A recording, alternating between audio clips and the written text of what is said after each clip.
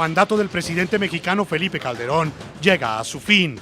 A ustedes y a los mexicanos debo decirles que no tengo en mi alma y en mi corazón más que una enorme y sincera gratitud. Este sábado, el Partido Revolucionario Institucional PRI asumirá el poder por un periodo de 6 años. México tendrá una presidencia moderna, responsable, abierta a la crítica, dispuesta a escuchar y a tomar en cuenta a todos los mexicanos. Enrique Peña Nieto llega a la presidencia de México con el reto principal de reducir la violencia y enfrentar el crimen organizado financiado por los letales carteles del narcotráfico. La lucha contra el crimen va a seguir. Sí, con una nueva estrategia para reducir la violencia y proteger ante todo la vida de los mexicanos.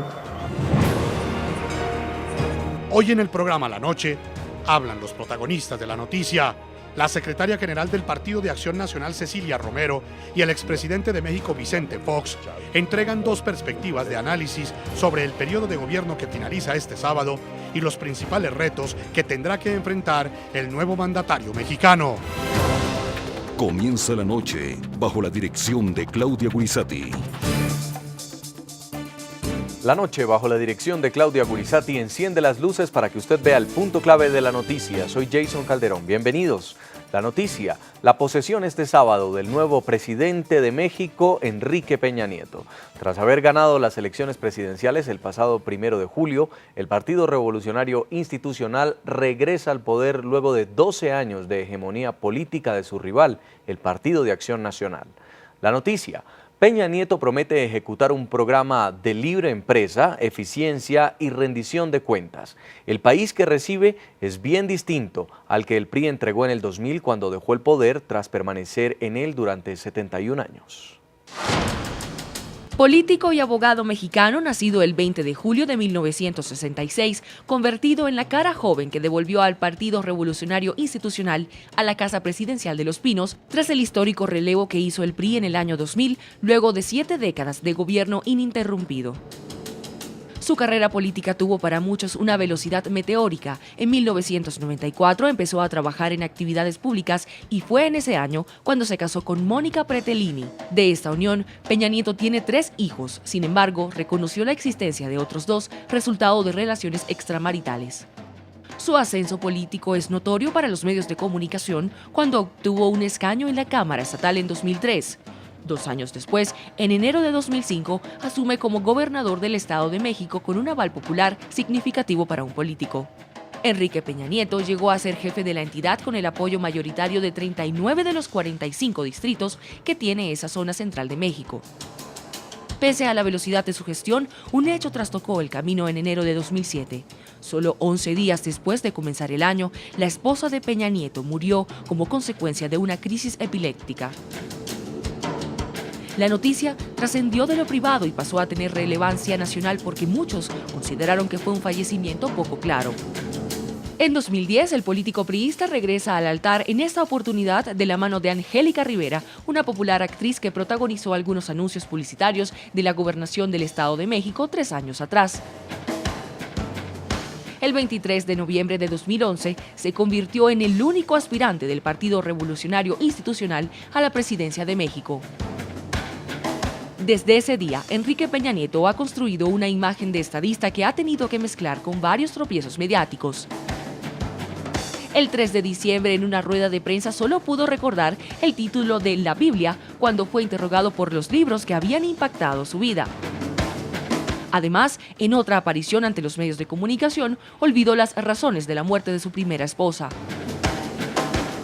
Enrique Peña Nieto, considerado diplomático en el aspecto político y cercano en el ámbito personal, enarbola las banderas de la colectividad que muchos consideran de la vieja guardia, acuñando un plan de gobierno de compromiso y cumplimiento para transformar a México. El punto clave, el sexenio de Felipe Calderón será recordado en la historia de México como un gobierno que le declaró la guerra frontal al narcotráfico y que logró sortear exitosamente la crisis económica que amenazó con afectarlo. No obstante a la legítima estrategia utilizada contra los carteles del narcotráfico, los resultados no parecen ser los esperados y por el contrario, la violencia en México aumentó. Cifras oficiales indican que entre 2006 y 2011 habrían sido asesinadas cerca de 47,000 personas. A todos los retos, a todos, hicimos frente con determinación. Quizá el más desafiante de ellos fue el embate de la criminalidad. Por muchos años, mientras el crimen se fortalecía, el Estado se debilitaba. Hemos revertido la tendencia. Hoy las instituciones del Estado mexicano se fortalecen mientras las organizaciones criminales se debilitan. Los mexicanos de mañana, estoy seguro, recordarán estos días como el momento en los que el país tomó la decisión de ejercer su legítima defensa con todas sus capacidades y fuerza frente a un fenómeno criminal voraz y de dimensiones transnacionales. A pocas horas de que finalice el periodo del presidente Felipe Calderón, su antecesor, Vicente Fox, hace un crítico balance de la gestión del mandatario mexicano. En entrevista exclusiva con el subdirector del programa La Noche, Jefferson Beltrán, el expresidente asegura que la guerra declarada contra los carteles del narcotráfico ha sido un fracaso y que el nuevo gobierno de Enrique Peña Nieto deberá cambiar la estrategia.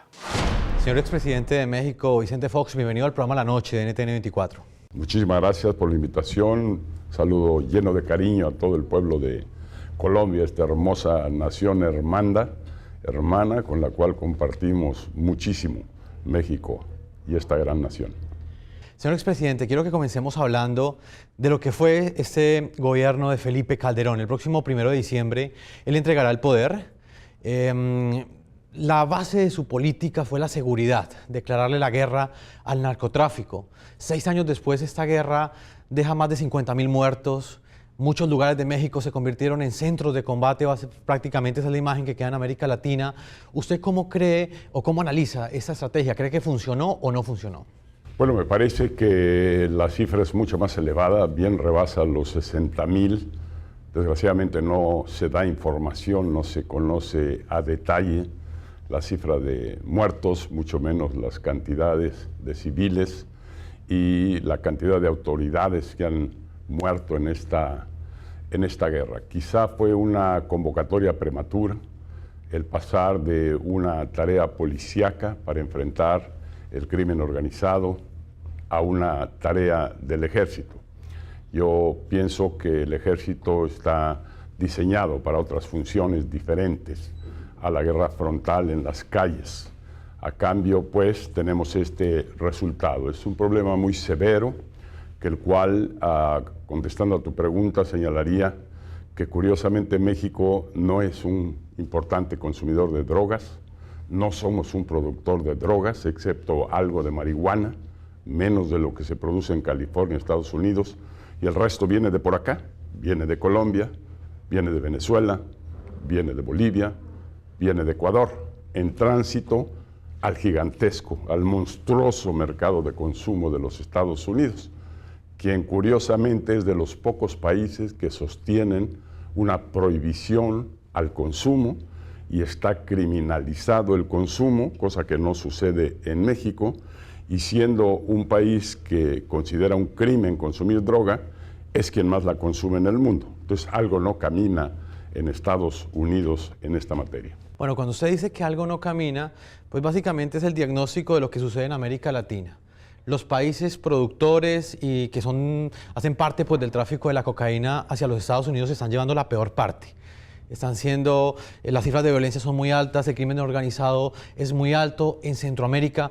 ¿Usted cree que la corresponsabilidad de Estados Unidos no ha sido suficiente en la actual política antidrogas? Bueno, yo creo que estar asignando culpas en todas direcciones tampoco va a ser la solución. Efectivamente, el gigantesco consumo de Estados Unidos que produce 50,000 millones de dólares de ingreso a los carteles que utilizan para sobornar a oficiales en México o policías que utilizan para pagarle a jóvenes de 15 a 25 años a que se sumen a sus tareas y que utilizan para comprar las armas que los hace tan poderosos. Entonces, efectivamente, hay gran responsabilidad allá. Pero a mí me parece que ya tenemos que dejar atrás el paradigma de la manera en que hemos llevado a cabo esta guerra contra las drogas que convocó el presidente Nixon hace ya 40 años y que ha sido un rotundo fracaso. A mí me parece que llegó el momento no solo de considerar con seriedad legalizar el consumo de la droga, sino más que discutirlo, ya tomar acción, como lo hizo Portugal, como lo está pensando Uruguay, como lo está pensando el estado de California en los Estados Unidos, como ya muestra la última encuesta de Gallup Corporation en Estados Unidos, nacional, donde el 50% de la población americana está de acuerdo en que se legalice el consumo de marihuana por lo pronto. El gobierno de Felipe Calderón en México será recordado por su estrategia militar contra los carteles del narcotráfico. Recién posesionado, Calderón ordenó el 11 de diciembre de 2006 el primer operativo contra la mafia usando tropas del ejército y la marina mexicana.